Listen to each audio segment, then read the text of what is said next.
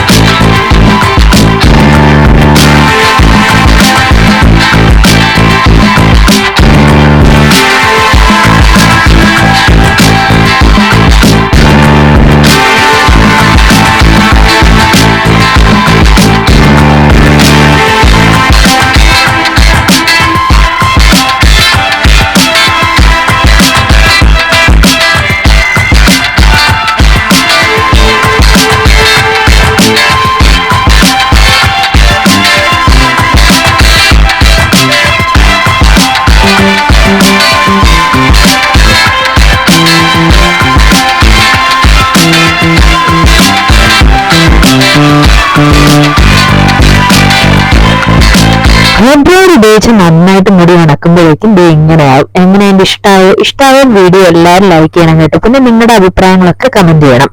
ആദ്യമായിട്ട് ഇങ്ങനെ ബ്യൂട്ടി പാർലറിൽ പോയിട്ടുള്ളവരും പോകാത്തവരും പോകാൻ ഇഷ്ടമുള്ളവരും ഒക്കെ ഒന്ന് കമന്റ് ചെയ്യണം കേട്ടോ. എന്റെ ആദ്യത്തെ അനുഭവം ആയതുകൊണ്ട് തന്നെ എനിക്ക് നന്നായിട്ട് ഇഷ്ടപ്പെട്ടു കേട്ടോ. എന്തായാലും ഞാൻ ഹെയർ കട്ട് മാത്രമേ ചെയ്തുള്ളൂ, മറ്റു പരിപാടികളൊന്നും ചെയ്യാൻ തന്നെ നിന്നില്ല. ഇവർക്ക് തന്നെ ഇവിടെ നല്ല അടിപൊളി ബ്യൂട്ടിഫുൾ ആയിട്ടുള്ള കമ്മലും റെന്റൽ മാലകളും ഒക്കെ തന്നെ വാടകയ്ക്ക് നമുക്ക് എടുത്ത് ഉപയോഗിച്ച് ആഗ്രഹം തീർത്തിട്ട് തിരിച്ചു കൊണ്ടുകൊടുക്കാനായിട്ട് പറ്റുന്ന തരത്തിലുള്ള ഒരുപാട് ഓർണമെന്റ്സ് ഒക്കെ കണ്ടിട്ട് നല്ല സൂപ്പറും നല്ല അടിപൊളിയായിട്ടുണ്ട്. എന്തായാലും ഞാൻ ആദ്യമായിട്ടാണ് ഇങ്ങനെയൊക്കെ കാണുന്നത്. എനിക്ക് നല്ല ഹാപ്പി ആയിട്ടുള്ള ഒരു ദിവസമായിരുന്നു. അപ്പൊ എല്ലാവർക്കും